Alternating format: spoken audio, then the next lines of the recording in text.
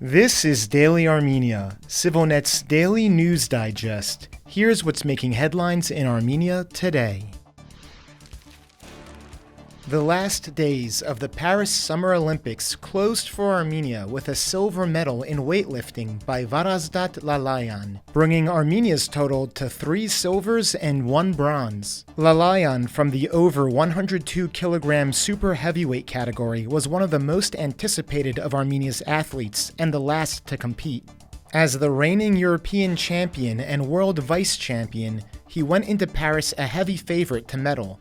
In the first half of Saturday's competition, the snatch, Lalayan successfully lifted 474 pounds, tying him with opponent Lasha Talakhatse of Georgia. However, in the second half clean and jerk section, the Georgian was able to lift 564 pounds, 9 pounds over Lalayan for the gold. The South Caucasus truly dominated the competition, as the bronze went to Gor Minasyan, a native of Gyumri who switched to compete for Bahrain because the Olympics only allow 1 athlete per country in each weight class. Armenia ended the Olympics in 66th place based on the most common calculation method of giving primacy to countries with gold medals. Out of the South Caucasian countries, both Georgia and Azerbaijan won 7 medals, though Georgia came in 24th place with 3 golds to Azerbaijan's 30th place with 2. Notably, while all of Armenia and Georgia's medalists were natives of their country, 5 out of Azerbaijan's 7 medalists were non-Azerbaijanis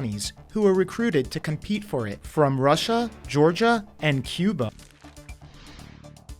The official opening of Armenia's first satellite control center has been delayed again, further postponing a key step in the country's space ambitions. The high-tech ministry told CivilNet that the center is ready for operation, but details about the official opening will only be announced in the near future. It did not provide any additional information. Armenia launched its first satellite, ARMSAT-1, into Earth's orbit in May 2022 using a SpaceX Falcon 9 rocket, and a second one called Hyasat-1 last December. This nano-satellite was designed and created entirely in Armenia by Bazumk, a local space research nonprofit, and the Yerevan-based CSIE Foundation. With 2 satellites already in orbit, Armenia needs to establish a control center to use data from the satellites for critical applications such as border monitoring, disaster prevention, and environmental protection.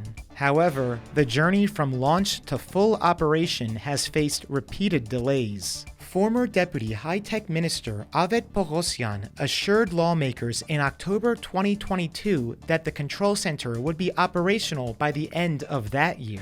In June 2023, officials announced that construction had finished, but the highly anticipated opening still has yet to take place. The projected lifespans of the ARMSAT-1 and Hyasat-1 satellites are between 4 and 5 years. Read our full explainer online at CivilNet.am/en.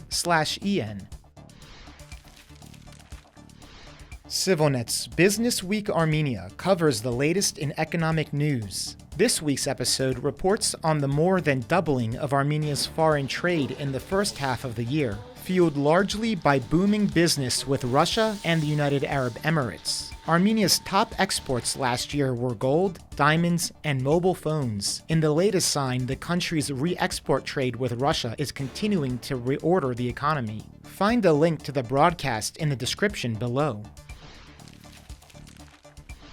And finally, the CivilNet number of the day is 10.